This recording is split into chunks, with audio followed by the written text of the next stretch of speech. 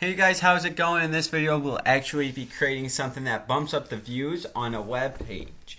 Now, most web pages, such as, for example, YouTube, if you want to refresh a page so many times that you get like 1,000 views, excuse me, you can only do it 300 times on YouTube. Other web pages might have restrictions like that. So only 300 views per one individual IPv6. So if you wanted 600, you're going to need two IPv6, which means you're going to want two devices for this. But for this video, we're only going to be doing 300, which is great. So go ahead and open up Visual Studio, and we're going to go ahead and delete the back, the forward, and the refresh button from the previous tutorial. And we're going to have to go into the coding and go ahead and delete those. Those were buttons 2, 3, and 4.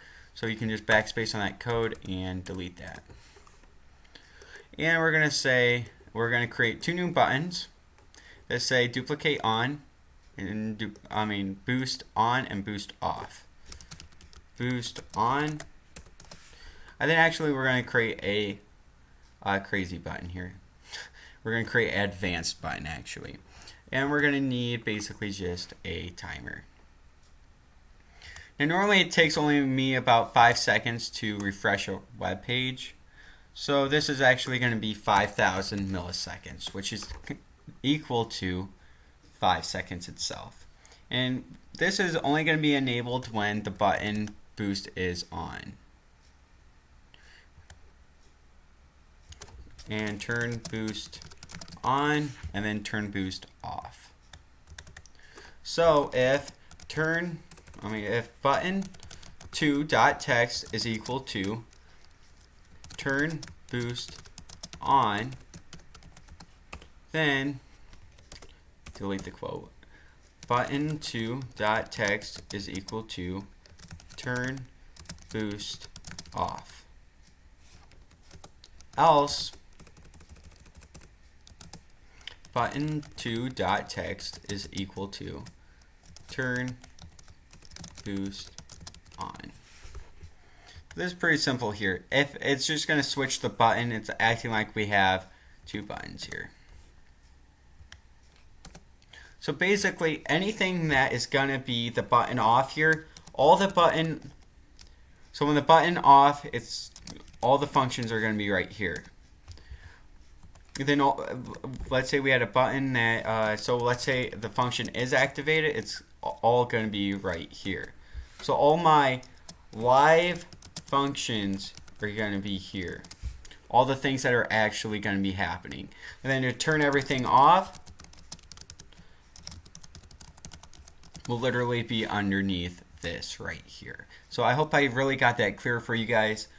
So let's go ahead and type in timer 1.start.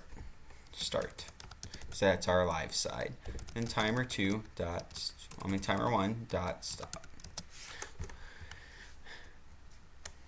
So now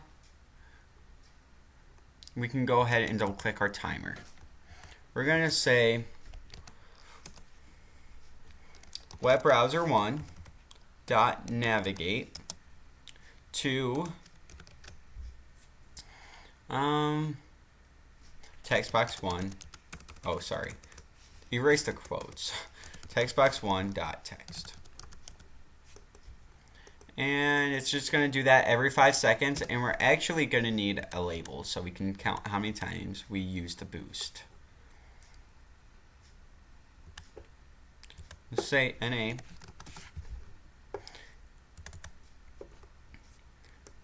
Actually, we're going to need this to say 0 just to keep ourselves out of errors. I don't want to get too advanced into that. We could start with NA, but we're not going to. Just say label 1.text is equal to label 1.text plus 1. So we don't even need to have the values in front of it, but we can just have that.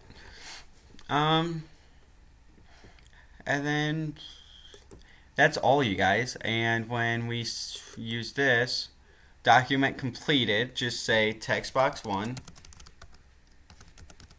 is equal to web browser 1 dot URL. So let's go ahead and test and make sure this all works. So it says I have an error, value of system uni, okay, dot toString. So now we have our error fixed. Basically what this was saying is that we couldn't convert the type of file uni to a toString, basically a string itself. So go ahead and start the application. Now when we go to google.com, it actually changes it to the actual Google web page. And then when we Google something, cheeseburgers, and document is completed, it actually follows along. So let's go ahead and go to youtube.com/kshadow22 and hit enter.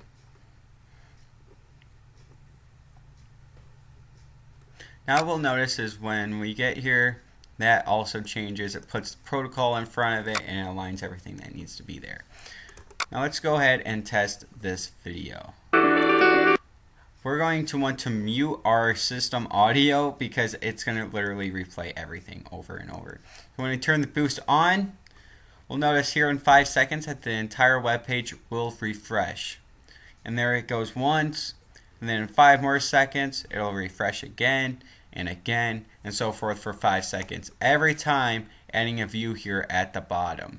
Then when we turn it off, it won't refresh anymore.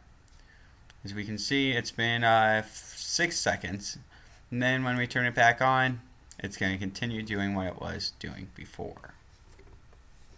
This is a web page booster, and this will literally work on any web page. So before I change the link, you might want to turn the boost off. So if I went to kshadow22.webs.com,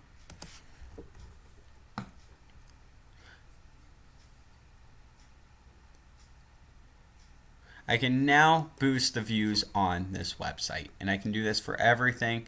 And since actually this web browser is not very advanced, so not everything's going to be aligned correctly, and some videos won't play, and yeah, it'll be kind of complicated, you guys. So that's all for this video. I taught you guys how to create a view booster for web pages. This is very useful. I use it sometimes, to be honest. And that's all for this video. Thanks for watching, and stay tuned for the next tutorial.